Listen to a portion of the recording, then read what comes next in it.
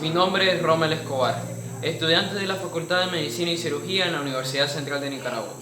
En el siguiente video les presentaré los músculos de la región inferior del cuerpo humano, centrándonos principalmente en lo que son los músculos de la región de la pierna. Vamos a comenzar a hablar de los músculos de la pierna. Estos se dividen entre el grupo el anterior, medial y posterior, los cuales los posteriores se dividen en superficiales y profundos. Tenemos primeramente el compartimiento anterior, el cual vamos a empezar a describir al tibial anterior. Este se origina en la superficie lateral de la tibia.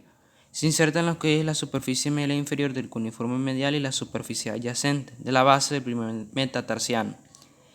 Es inervado por el nervio peroneo profundo del L4 y L5 y su función es la flexión dorsal del pie, en la articulación del tobillo.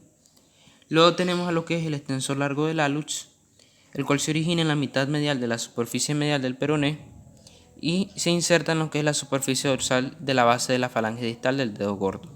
Es inervado por el nervio peroneo profundo L5 y S1 y su función es la extensión del dedo gordo y flexión dorsal del pie. Luego tenemos al extensor largo de los dedos. Este se origina en la mitad proximal de la superficie medial del peroné. Se inserta a través de las expansiones digitales dorsales en las bases de las falanges medias. Es inervado por el nervio peroneo profundo L5 y S1 y su función es la extensión de los 4 dedos laterales del pie.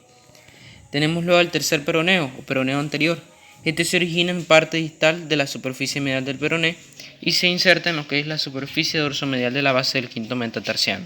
Es inervado por el nervio peroneo profundo y su función es la flexión dorsal y eversión del pie. Luego rápidamente pasamos a lo que es el compartimiento lateral. Tenemos lo que es el peroneo largo.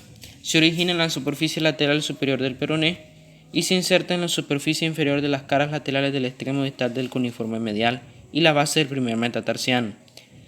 Es inervado por el nervio peroneo superficial de L5, S1 y S2 y su función es la eversión y flexión plantar del pie. Luego tenemos al peroneo lateral corto. Este se origina en 2/3 inferiores de la superficie lateral de la diáfisis del peroné. Se inserta en lo que es la tubércula lateral de la base del quinto metatarsiano. Es inervado por el nervio peroneo superficial de L5, S1 y S2 y su función es la eversión del pie. En esta gráfica podemos ver lo que es en rojo al peroneo lateral largo, al peroneo lateral corto en amarillo y al tercer peroneo en verde. Luego rápidamente nos vamos a lo que es el compartimiento posterior. En este encontramos primeramente a los dos gastrocnemios, a los gemelos de la pierna, en el grupo superficial. Este tiene dos cabezas, cabeza medial y cabeza lateral. La cabeza medial se origina en la superficie posterior de la porción distal de la tibia y la lateral en la superficie posterolateral de la superior del cóndilo femoral lateral. Se inserta a través del tendón del calcáneo en la superficie posterior del calcáneo. Es inervado por el nervio tibial de S1 y S2 y su función es la flexión plantar del pie y la flexión de la rodilla. Luego tenemos al músculo sóleo, un músculo muy importante. Se origina en la línea del músculo sóleo y el borde medial de la tibia, en la cara posterior de la cabeza del peroné y la superficie adyacente del cuello y la porción proximal de la diáfisis.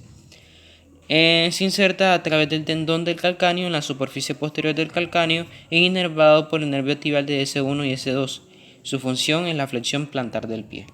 Luego tenemos al músculo plantar delgado, músculo plantaris. Este se origina en la parte inferior de la línea supracondylia lateral del fémur.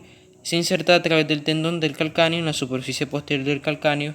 Es inervado por el nervio tibial de S1 y S2 y su función principal es la flexión plantar del pie y la flexión de la rodilla. Luego rápidamente nos vamos a lo que es el grupo profundo, en el cual encontramos el músculo popítilo. Se origina en el cóndilo femoral lateral y se inserta en la superficie posterior de la porción proximal de la tibia. Es inervado por el nervio tibial de L4 y S1 y su función es la de estabilizar las articulaciones de la rodilla. Luego tenemos al músculo flexor largo del dedo gordo, el cual se origina en la superficie posterior del peroné y la membrana interósea. Se inserta en la superficie plantar de la falange distal del dedo gordo y es inervado por el nervio tibial de S2 y S3. Su función es la flexión del dedo gordo. Luego tenemos al tibial posterior, el cual se origina en la superficie posterior de la membrana interósea.